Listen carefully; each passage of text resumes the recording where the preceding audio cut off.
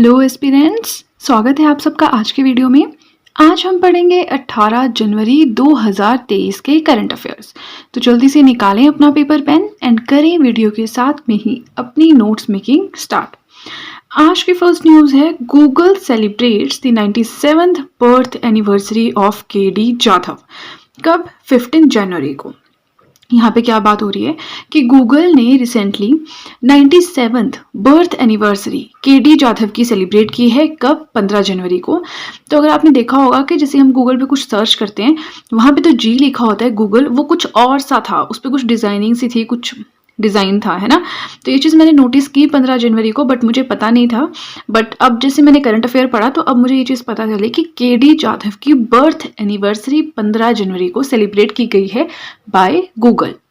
अब क्वेश्चन ये आता है कि केडी जाधव थे कौन? He was an Indian wrestler थे and independent India's first athlete to win an Olympic medal. स्वतंत्र भारत के पहले ऐसे एथलीट थे जो ओलंपिक जीत कर लाए थे। कहाँ पे? 1952 समर ओलंपिक्स हेलसिंकी में जब हुए थे ओलंपिक्स, तो वहां से ये जीते थे, राइट। और 2000 में अर्जुन अवार्ड भी इन्हें पोस्ट ह्यूमसली मिल चुका है।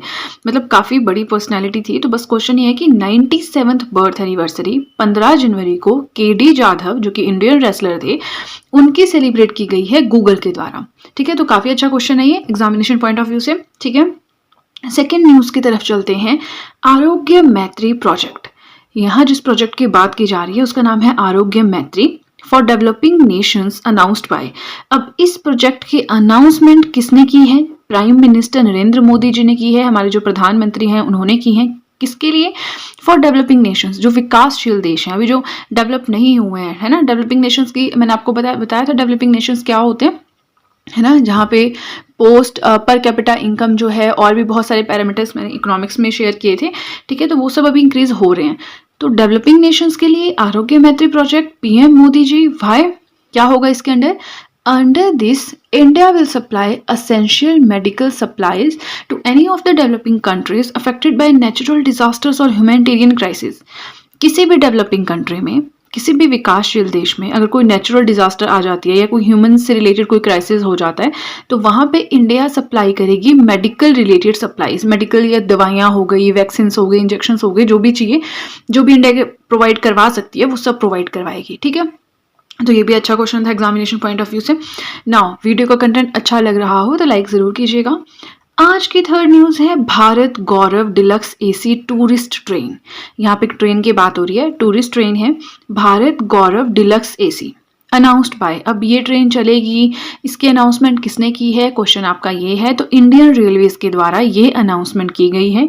टू रन बिटवीन, किन दो लोकेशंस के बीच में ये चलेगी भारत गौरव? तो ये चलेगी अयोध्या से जनकपुर धाम तक। अयोध्या है यूपी में, यूपी है इंडिया में, और जनकपुर धाम है नेपाल में। तो इन दोनों के बीच में चलेगी। ठीक है, to strengthen relations and cultural ties between the two countries. दो कंट्रीज यानी इंडिया और नेपाल के बीच में अपने रिलेशंस, अपने कल्चरल लेवल पे टाइज को स्ट्रॉन्ग करने के लिए ये जो है डिलक्स ट्रेन जो है, डिलक्स एसी ट्रेन ये चलाई गई है। ठीक है, आगे चलते हैं। फर्स्ट पेज का लास्ट करंट अफेयर तक हम पहुंच चुके हैं। जियो स्पेशियल हैकेथॉन लॉन्च्ड बाय। ये जो जियो स्पेशियल हैकेथॉन है लॉन्च किया गया है किसके द्वारा? यूनियन मिनिस्टर है जितेंद्र सिंह, उनके द्वारा। क्यों किया गया है? To promote innovation and startups in India geo spatial ecosystem. India का जो जियो स्पेशियल इकोसिस्टम है, ठीक है, जियो स्पेशियल इसमें जीपीएस वगैरह आता है कि आप लोकेशन या फीचर का पता लगाते हैं किसी चीज़ का, वो होता है जियो स्पेशियल। ठीक है, जियो मीन्स ज्योग्राफी, स्पेशल मतलब लोकेशन का पता लगाना, है ना। तो इस इकोसिस्टम में कोई भी इनोवेटिव आइडिया आपके पास है, कोई भी स्टार्टअप आपने किया है स्टार्ट, तो उसमें प्रमोशन आपको प्रोवाइड करवाना, ये सब इसके अंडर आएगा। इसमें दो सेट्स रहेंगे, पहला रहेगा रिसर्च चैलेंज, दूसरा रहेगा स्टार्टअप चैलेंज। ठीक है, तो इसके बारे में आप और ज़्यादा पढ़ना चाहते हैं तो पढ़ सकते हैं, बट मुझे ऐसा ज़्यादा इसमें लगा नहीं इंपॉर्टेंट, तो मैंने यहाँ पे डिस्कस भी उतना ही किया जितना मुझे लगा कि हाँ क्वेश्चन आ सकता है कि किस फील्ड से रिलेटेड है आपका जो स्टार्टअप एंड इनोवेटिव आइडियाज़ हैं जियो स्पेशल इकोसिस्टम में, उनको प्रमोट करना। दो सेट्स रहेंगे चैलेंज के, यूनियन मिनिस्टर जितेंद्र सिंह जी ने इसको लॉन्च किया है, तो बस यहीं से क्वेश्चन आ सकता है।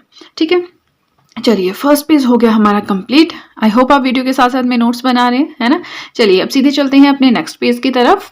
आज का फिफ्थ पॉइंट है, India announces the donation of pentavalent vaccines to India जो है इन्होंने अनाउंस किया है कि ये डोनेट करेगी पेंटावेलेंट वैक्सीन कौन से कंट्री को? क्यूबा को। अब देखिए क्यूबा कौन से जो है कॉन्टिनेंट में आता है या कहाँ पे सिचुएटेड है, ठीक है, वो अब आपका काम है।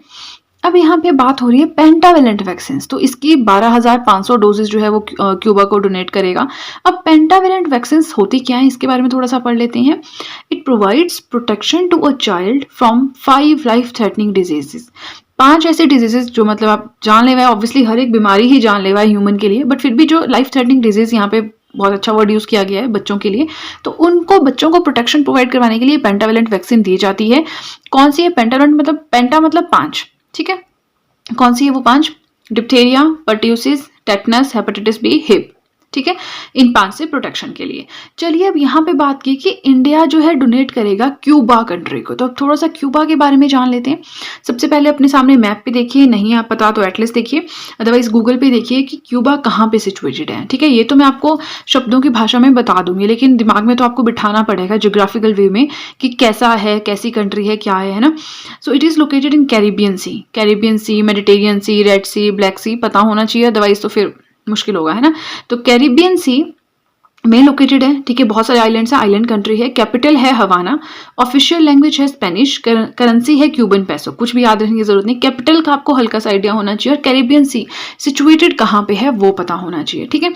चलिए 5th पॉइंट हो गया हमारा कंप्लीट। आगे चलते हैं, आज का 6th पॉइंट पढ़ते हैं, and very very important. 6th point काफी ज्यादा इंपॉर्टेंट और इंटरेस्टिंग भी है इवन यूथ्स के लिए आजकल, है ना। चलिए इससे पहले ही वीडियो का कंटेंट अच्छा लगा हो तो लाइक जरूर कीजिएगा। आज का 6th पॉइंट है miss universe. Recently miss universe बनी है कोई, कौन बनी है, और इंडिया की पहली मिस यूनिवर्स कौन थी, इंडिया में कितनी ऐसी लेडीज हैं या वुमेन है या फीमेल है जिन्होंने ये टाइटल जीता है, तो वो सब हमें आज पढ़ना है, ठीक है। सबसे पहले मिस यूनिवर्स 2023 कौन बना है? Are Bonny Gabriel. 15 जनवरी 2023 को फाइनलाइज हुआ है रिजल्ट। अब इस साल कुछ खास बात है, कुछ डिफरेंट हुआ है इस साल, जो कि हमेशा जो है इस कंपटीशन में नहीं होता, और वो क्या चीज़ है? This year married women and mothers were also allowed to compete for the first time in its 70 year history. 71st edition ये हुआ है, ठीक है। तो मतलब 70 साल के इतिहास में ऐसा पहली बार हुआ है कि शादीशुदा औरतें प्लस जिनके बच्चे भी हैं, मदर्स भी हैं, वो भी इस कॉम्पिटिशन में पार्टिसिपेट कर सकती हैं, ठीक है।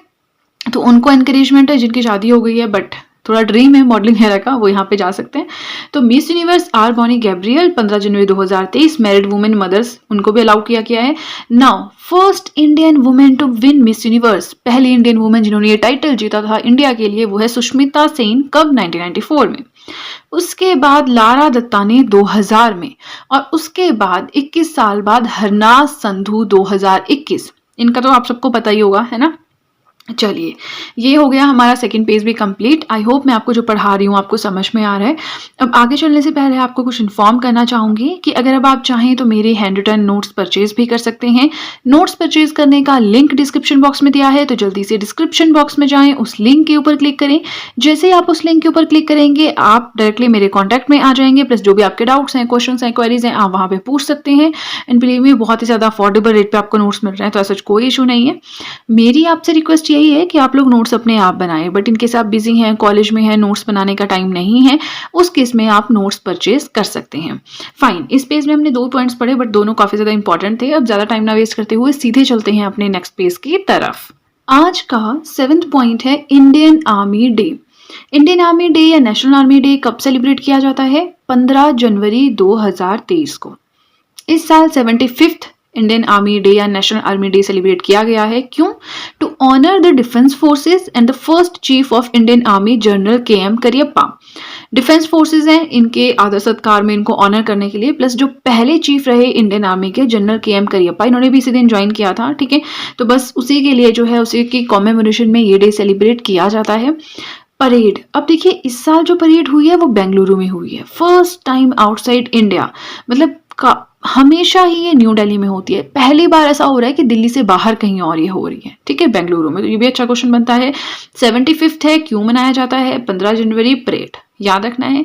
अब हल्का सा इंडियन आर्मी के बारे में पढ़ लेते हैं। फॉर्मेशन कब हुई थी या फाउंड कब की गई थी इंडियन आर्मी? 1895 में। हेडक्वार्टर्स कहाँ पे है? न्यू दिल्ली में। Indian army is the largest standing army in the world. पूरी दुनिया में सबसे स्टैंडिंग आर्मी समझते हैं जो हर टाइम तैनात हैं अपने बॉर्डर पे, ठीक है, मतलब स्टैंडिंग मतलब खड़े हैं अपने बॉर्डर पे, मतलब ड्यूटी पे हैं, है ना। सबसे बड़ी स्टैंडिंग आर्मी है पूरी दुनिया में। मोटो क्या है इसका? सर्विस बिफोर सेल्फ, खुद से पहले दूसरों को सर्विस प्रोवाइड करवाना है ना। Supreme commander of Indian army है, इंडियन एयरफोर्स है, नेवी है, सबके सुप्रीम कमांडर कौन है? The president of India, right. Army chief कौन है right now? General Manoj Pande. And it is divided into 7 commands, eastern commands, western commands, इस तरह से करके 7 कमांड्स है, ठीक है। तो ये सब कुछ इंपॉर्टेंट है। एक बार आपको इंडियन आर्मी का पता चल गया तो आप भूलें ना, इसको कहीं साइड में लिख लें, जो भी ब्लॉक वाला पार्ट होता है इसको साइड में लिखें। वैसे मैं आपको टॉपिक ऑफ द डे भी करवा रही हूँ, वहाँ भी मैं जो मतलब टॉपिक्स कहीं टच नहीं हो पाते हैं उनको कोशिश कर रही हूँ, जैसे यूनिसेफ हो गया, बिम्स्टेक हो गया, सार्क, ब्रिक्स वगैरह, तो वो भी आप देख सकते हैं। डेली मैं एक वीडियो अपलोड करती हूँ उसकी। एंड फाइन, ये हो गया हमारा इंडियन आर्मी डे का सारा कंसेप्ट क्लियर। आगे चलते हैं, आज का 8th पॉइंट पढ़ते हैं। Let me adjust this page. Okay, आज का 8th पॉइंट है 53rd WEF समिट। WEF क्या है? वर्ल्ड इकोनॉमिक फोरम, ठीक है, तो मैंने शॉर्ट में लिख दिया है। 53rd world economic forum summit कहाँ पे हुई है? डेवोस, स्विट्जरलैंड में। अब देखिए, अगर आप नए हैं, आपने अभी प्रिपरेशन करना स्टार्ट किया है, तब आपको ये याद करना पड़ेगा। बट अगर आप काफी टाइम से प्रिपरेशन कर रहे हैं, आपको पता होगा वर्ल्ड इकोनॉमिक फोरम की समिट हर साल होती है और यहीं पे होती है, फिक्स है इनका, जनवरी एंड में या जनवरी मिड में ये होती है, यहीं पे डेवोस स्विट्जरलैंड में, ठीक है। इस साल 53rd एडिशन हुआ है। थीम क्या रहा इस समिट का वो भी पता होना चाहिए। Corporation in a fragmented world, ठीक है, कॉपरेट करना एक दूसरे को, ही जो भी है, तो याद रखना है 53rd edition, Davos Switzerland, theme cooperation in a fragmented world. अब आगे चलते हैं, थोड़ा सा वर्ल्ड इकोनॉमिक फोरम के बारे में पढ़ लेते हैं। इसी के साथ वीडियो का कंटेंट अच्छा लगे तो लाइक जरूर कर दीजिएगा। वर्ल्ड इकोनॉमिक फोरम क्या है? देखिए, इसकी फॉर्मेशन हुई थी 1971 में, ठीक है, लेकिन जिस टाइम पे ये बना था उस टाइम पे इसका नाम था यूरोपियन मैनेजमेंट फोरम, राइट। उसके बाद जो वर्ल्ड इकोनॉमिक फोरम है ये इसका नाम हुआ 1987 में। तो अगर ऑप्शन में आपको आता है 1987, 1971 नहीं है, तो आपका आंसर होगा 1987, ठीक है। हेडक्वार्टर्स कहाँ पे है? कॉलोनी, स्विट्जरलैंड में। फाउंडर कौन है? Klaus Schwab. He is a German engineer and economist, German engineer भी थे, इकोनॉमिस्ट भी थे, और एक इंटरनेशनल नॉन गवर्नमेंटल ऑर्गेनाइजेशन है। गवर्नमेंट इसमें पार्टिसिपेट नहीं करती, नॉन गवर्नमेंटल ऑर्गेनाइजेशन है, और इसकी annual meeting at the end of January fix है, डेवोस में ही होती है, ठीक है। चलिए, इस पेज पे भी 2 ही पॉइंट्स थे, बट इनको एक्सप्लेन करना जरूरी था, अदरवाइज मुश्किल हो जाता है ना, हमें ढंग से पढ़ना पड़ता है इलेबोरेट करके। तो चलिए, थर्ड पेज भी हो गया हमारा कंप्लीट, एंड आई होप आप लोग नोट्स बना रहे हैं। अब आगे चलने से पहले एक और छोटी सी बात जो आपके साथ इन्फॉर्म करना चाहूंगी। अगर अब आप चाहें तो मुझे इंस्टाग्राम पे भी फॉलो कर सकते हैं। अपने इंस्टाग्राम अकाउंट का लिंक मैंने डिस्क्रिप्शन बॉक्स में दिया है, तो जल्दी से डिस्क्रिप्शन बॉक्स में जाएं, उस लिंक के ऊपर क्लिक करें। जैसे ही आप उस लिंक के ऊपर क्लिक करेंगे आपके सामने मेरा अकाउंट अपीयर हो जाएगा, एंड देन अगर आप चाहें तो मुझे वहां पर फॉलो कर सकते हैं। फाइन, ज्यादा टाइम ना वेस्ट करते हुए अब सीधे चलते हैं अपने नेक्स्ट पेज की तरफ। आज का 9th पॉइंट है first state to implement blindness control policy. Blindness control policy को इम्प्लीमेंट करने वाली पहली स्टेट कौन सी बनी है? तो वो बनी है Rajasthan, with the objective of ensuring right to sight. Right to sight का ऑब्जेक्टिव ये इंश्योर करना चाहते हैं, ठीक है। इसमें होगा क्या कि to reduce the rate of blindness, जैसे स्पेक्स वगैरह का कुछ करेंगे या कुछ और, ब्रेल लिपि जो है उसको थोड़ा एडवांस करेंगे, बट देखने में जो प्रॉब्लम होती है उसका रिड्यूस करना, कि लोगों को देखने में जो प्रॉब्लम होती है उससे रिलेटेड कुछ करना, ठीक है, to reduce the rate of blindness. ये हो गई फर्स्ट स्टेट जिसने ये policy, blindness control policy implement की है, राजस्थान, याद रखना है, ठीक है। इस तरह के क्वेश्चंस भी आते हैं, first state, first year, first वो, है ना।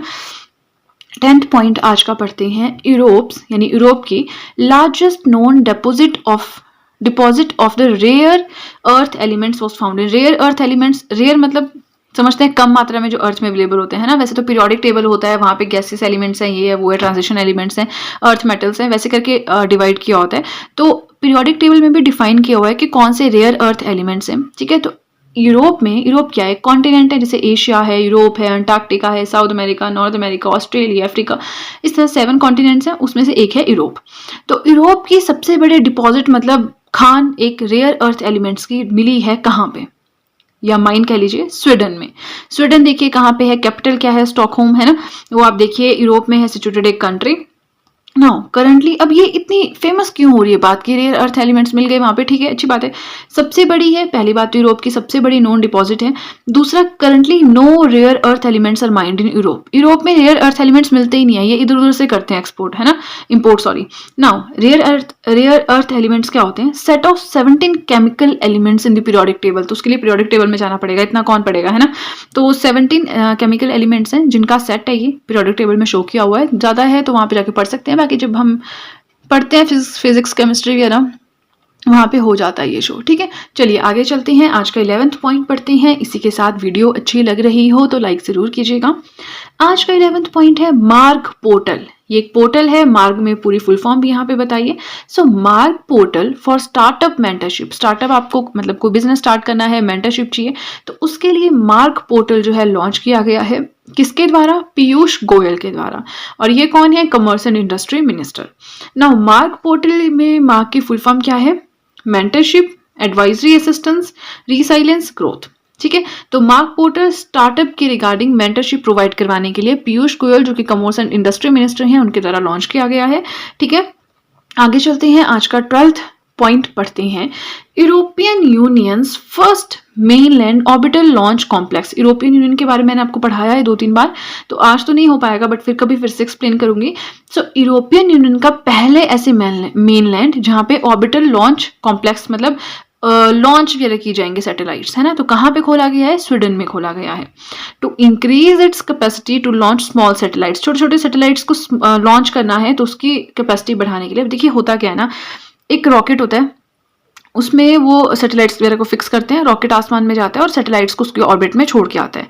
तो इसके लिए हमें ऐसा नहीं कि हम कहीं भी लैंडर पे खड़े होकर कर दिया, है ना, टेरिस पे गए और कर दिया, नहीं, इसके लिए हमें प्रॉपर सेटअप चाहिए होता है। तो वैसा एक सेटअप जैसे कि ऑर्बिटल लॉन्च कॉम्प्लेक्स बोल दिया, यूरोप में पहला जो है मेनलैंड, समझते हैं आप, मेनलैंड मतलब जैसे इंडिया है, ठीक है, इंडिया के पास लक्षद्वीप भी है, अंडमान निकोबार भी है ना, लेकिन लक्षद्वीप एंड अंडमान निकोबार पे अगर कोई चीज है तो वो मेनलैंड में नहीं आएगी। मेनलैंड जो मेन एरिया जैसे केरला है, तमिलनाडु है, ये जो इंडिया की मेन बाउंड्री के अंडर आता है, बाकी वो भी इंडिया के अंडर आते हैं बट मेनलैंड नहीं है वो, ठीक है। तो आई होप आपको समझ आया हो मेनलैंड का कंसेप्ट। इंडियन ज्योग्राफी में स्टार्टिंग में हमने पढ़ा था मेनलैंड बाउंड्री कितने किलोमीटर है, ओवरऑल कोस्टल बाउंड्री कितने किलोमीटर है, तो शायद आपको याद हो, ठीक है। चलिए आज का लास्ट पॉइंट 13 पॉइंट, तो आज हमने कम ही पॉइंट्स डिस्कस किए बट 3-4 पॉइंट्स जो हैं वो बहुत ज़्यादा एक्सप्लेनेशन हो गई उनकी, बट चलिए वो भी इंपॉर्टेंट है। 13th पॉइंट आज का है रोनाल्ड ई एशर। कौन है? Past recently, British linguist and educator, British educator है, लिंग्विस्ट, ठीक है। तो अभी इनकी रिसेंटली डेथ हुई है, तो क्वेश्चन आ सकता है कि किस फील्ड से रिलेटेड है, ठीक है। चलिए आज हमें इतने ही करंट अफेयर्स पढ़ने थे, तो हमारा आज का टॉपिक हो गया कंप्लीट। आई होप आपको वीडियो अच्छी लगी हो, और अगर आपको वीडियो अच्छी लगी है तब तो आपको बहुत ही ज्यादा अच्छे से पता है कि क्या करना है। जल्दी से कर दीजिए चैनल को सब्सक्राइब, बेल आइकन को कीजिए प्रेस, सो दैट मैं जैसे कोई वीडियो अपलोड करूं सबसे पहले नोटिफिकेशन आपके पास पहुंचे। प्लस जो भी आपके फ्रेंड्स हैं जो भी गवर्नमेंट एग्जामिनेशंस के लिए प्रिपेयर कर रहे हैं उनके साथ भी मेरे चैनल का लिंक जरूर शेयर करें, so that in hand written notes का उन्हें भी कुछ फायदा हो सके। तो चलिए फ्रेंड्स, आज के लिए इतना ही, अब हम मिलेंगे नेक्स्ट वीडियो में। So that's it guys and see you soon.